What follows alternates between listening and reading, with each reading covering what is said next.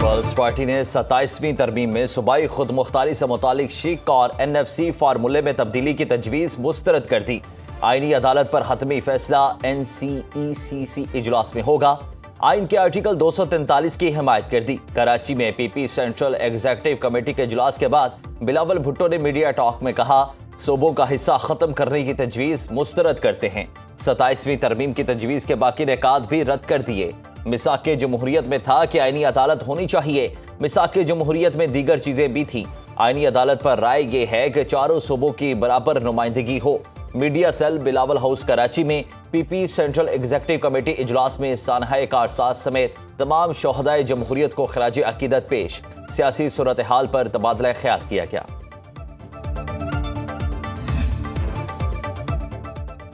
27ویں ترمیم پر حکومت نے تمام اتحادیوں کو اعتماد میں لے لیا۔ آج وفاقی کابینہ 27ویں آئینی ترمیم کے مسودے کی منظوری دے گی۔ وزیر اعظم کی زیر صدارت کابینہ کا اجلاس ہوگا۔ شہباز شریف کی 27ویں آئینی ترمیم پر اتحادیوں سے مشاورت، اعتماد میں لیا۔ پیپلز پارٹی کے وفد کی وزیر اعظم سے ملاقات، مجوزہ ترمیم کی شقوں اور موقف پر تفصیلی گفتگو۔ خالد مقبول صدیقی کی قیادت میں MQM وفد بھی وزیر اعظم سے ملا۔ متحدہ کی مقامی حکومتوں کو با اختیار بنانے سے متعلق سفارشات آئینی ترامیم کا حصہ بنائی جائیں گی۔ وزیر اعظم نے یقین دہانی کرا دی۔ عبدالعلیم خان کی قیادت میں استحکام پاکستان پارٹی، چوہدری صالح حسین کی زیر قیادت کاف لیگ، خالد مکسی کی زیر قیادت بلوچستان عوامی پارٹی کے وفد، ANP کے ایمل ولی کے وزیر اعظم سے الگ الگ ملاقاتیں۔ حکمران اتحاد کا سینٹ اور قومی اسمبلی میں 2/3 اکثریت کی حمایت ہونے کا دعویٰ۔ قومی اسمبلی کا اجلاس آج شروع ہوگا۔ 27ویں ترمیم پر بحث ہوگی۔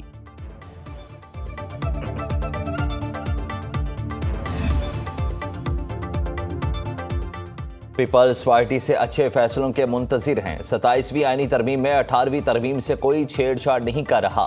وزیر اطلاعات عطا طاہر نے وضاحت دیتے ہوئے کہا، مجھ سمیت حکومتی وزراء یہ وضاحت کر چکے کہ 18ویں ترمیم رول بیک نہیں ہو رہی۔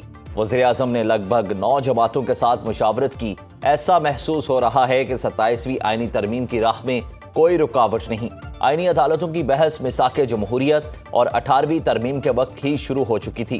مجسٹریٹی نظام پہلے بھی تھا جسے بحال کیا جا رہا ہے۔ پارلیمنٹ میں ایک ایک چیز پر بحث ہوگی۔ کوئی ایسی چیز نظر نہیں آتی جس پر ہفتوں بحث ہو۔ اسپیکر پنجاب اسمبلی ملک محمد احمد خان کا کہنا ہے، صوبائی اسمبلی کی منظور کردہ قرارداد 27ویں آئینی ترمیم میں شامل ہونی چاہیے تاکہ مقامی حکومتوں کو آئینی تحفظ ملے۔ MQM رہنما مولانا فضل الرحمان سے ملنے پہنچ گئے۔ گورنر سندھ نے ملاقات کے بعد میڈیا ٹاک میں کہا، ملک میں وسائل کی تقسیم کا کوئی منصفانہ نظام نہیں، یہ آئینی ترمیم ہی واحد راستہ ہے۔ مصطفیٰ کمال نے کہا کہ ہم نے ایک نکاتی ایجنڈے پر حکومت سے اتحاد کیا تھا، وفاق اور صوبوں کے نظام میں عوام تک سہولیات پہنچانا طریقہ کار ہی نہیں۔ وسائل کی تقسیم میں 18ویں ترمیم کے بعد صوبوں کا حصہ بڑھ گیا۔ یہ مسودہ 26ویں آئینی ترمیم میں بھی پیش کیا گیا تھا مگر منظور نہیں ہو سکا۔ اختیارات اور وسائل عوام کے دروازے تک لے کر جانے کا واحد حل MQM کی آئینی ترمیم ہے۔ کامران مرتضیٰ بولے کہ آرٹیکل 140 کی تشریح اور مسودہ ملا، اس پر بھی غور کریں گے، اپنا موقف پیش کریں گے۔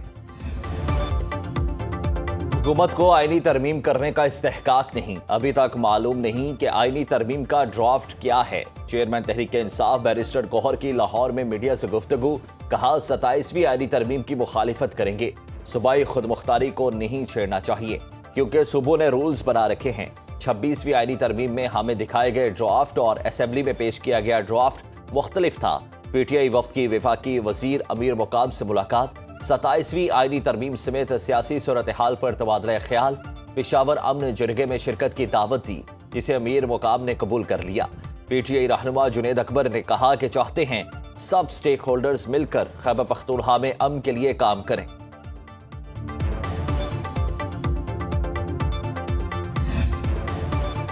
PTI کے سابق رہنماؤں فواز چودھری، عمران اسماعیل اور مولوی محمود کی چوہدری شجاعت حسین سے ملاقات، ملکی سیاسی صورتحال پر بھی تبادلہ خیال۔ ملاقات کے بعد فواز چودھری نے کہا کہ بہت اعلیٰ سطح پر نون لیگ کے لوگوں سے بھی ملاقات کر چکے ہیں، آنے والے دنوں میں اچھی اور مثبت خبریں سننے کو ملیں گی۔ چوہدری شجاعت حسین نے سیاسی درجہ حرارت کم کرنے میں بھرپور کردار ادا کرنے کی یقین دہانی کرائی ہے۔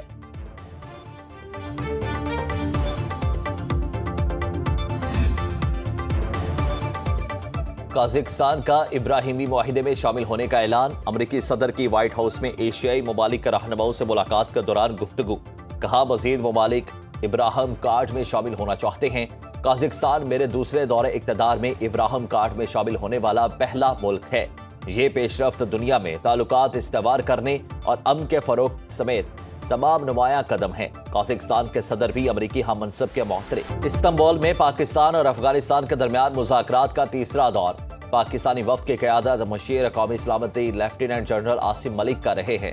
سرحدی کشیدگی، مہاجرین اور دہشت گردی کے معاملات زیر غور، سرحدی صورتحال اور ترخم کراسنگ کا مستقبل بھی زیر بحث۔ ترکیہ اور قطر ثالث کا کردار ادا کر رہے ہیں۔ مذاکرات کا دوسرا دور 30 اکتوبر کو ختم ہوا تھا۔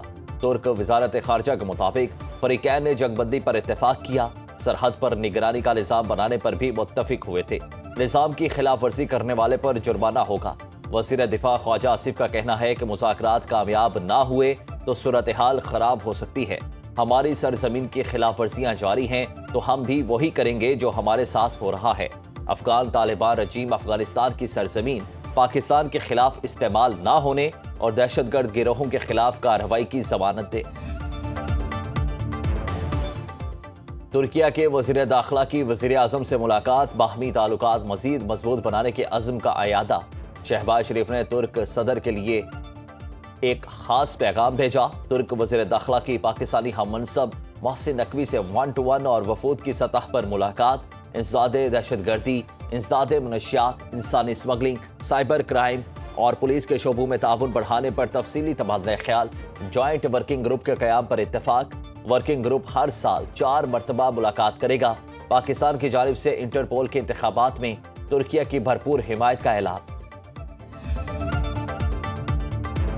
فیلڈ مارشل سید عاصم منیر سے برطانوی چیف آف سٹاف کی ملاقات۔ ISPR کے مطابق جنرل سر چارلس واکر نے GHQ کا دورہ کیا۔ باہمی دلچسپی کے امور، علاقائی سلامتی اور دفاعی تعاون کو مزید فروغ دینے کے اقدامات پر تبادلہ خیال کیا گیا۔ فریقین نے خطے میں امن و استحکام یقینی بنانے کے لیے مسلسل تعاون کی ضرورت پر زور دیا۔ برطانوی جنرل نے دہشت گردی کے خلاف جنگ میں پاک فوج کی قربانیوں کو سراہا، علاقائی امن و استحکام کے لیے کوششوں کی تعریف کی۔ برطانوی چیف آف جنرل سٹاف نے یادگار شہداء پر پھولوں کی چادر چڑھائی، شہداء کو خراج عقیدت بھی پیش کیا۔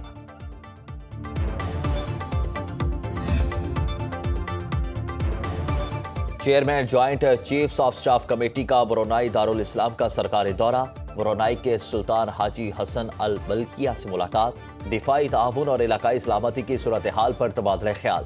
جنرل ساحر شمشاد مرزا نے اعلیٰ فوجی اور سول قیادت سے علیحدہ ملاقاتیں کی۔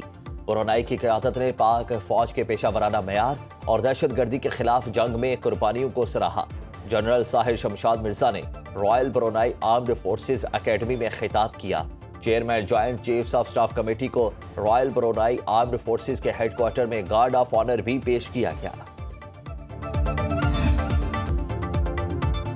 وزیر اعلیٰ پنجاب سے وزیر آباد اور میاں والی کے ارکان اسمبلی اور ٹکٹ ہولڈرز کی ملاقات۔